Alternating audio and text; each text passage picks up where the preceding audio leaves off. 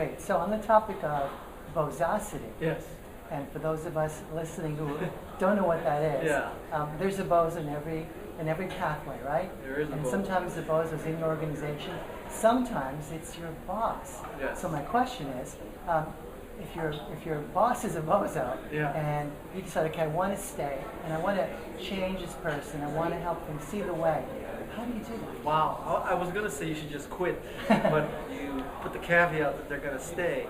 I think, well, there's two theories here. One theory is you ask for forgiveness, not permission. So you do the right thing even though you know your boss might not like it. That would be one path. The second path is to just, build this prototype and show them the way.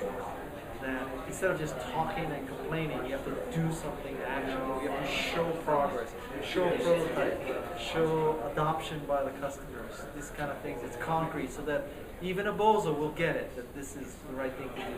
Sure. Would you say even if it's not part of your job description, do the work that Yeah, I mean, gets you at over some the- level, every employee's job description includes innovation. Everybody should do that. So last question. Yes. A lot of business leaders out there are actually looking for work. You know this. So if your work or your job is to actually find a job, how do you innovate your way to your position?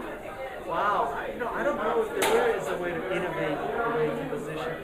I think job search is really a matter of, it's just grinding it out. It's the law of big numbers. If you just keep at it, I think a lot of it is personal networking. Social media is good for that. And so it's just a lot of hard work.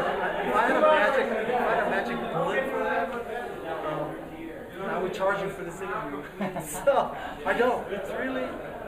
It's grinding it out. It's the willingness to grind it out.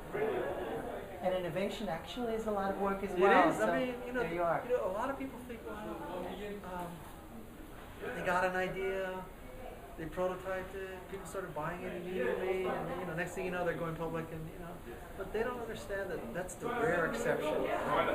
And even with the rare exception, it's a very condensed, cleansed version of what happened. I guarantee you, many points along Facebook's history, Mark Zuckerberg wondered if he was going to be successful. Was he doing the right thing? Apple did that. You don't know. When you're shipping a Macintosh, you have no idea if people are going to buy it or not. And so, from the outside looking in, you say, of course Apple's Mac would be successful. Of course iPhone, iPod, iPad would be successful. Let me tell you something. When you're inside, you're thinking, how are we going up against Nokia? That has 90% market share in phones. And if you're shipping an iPad, you say, well, Toshiba has a tablet already. Tablets have been coming out for years. No tablet has ever succeeded. Will an iPad succeed? Now you can say, oh yeah, we knew it would succeed, but not at that point. Okay? Similarly, if someone is looking for work, and arguably they're in beta, they've done a lot of things, but they haven't done a whole lot more than lies ahead of them. Would you advise that person just go for it? Just keep going. I mean, that's, I bet you to this day, if you were to talk to some HR people and you put out if you looked at the 2,000 resumes that came in for the job, I bet you that you could eliminate 1,950 in the first 10 seconds. Totally unqualified, no cover letter that isn't specific to the job, a resume that's not fine-tuned to the job. I bet you could throw away 95% of people in 10 seconds. So why don't people make a better effort?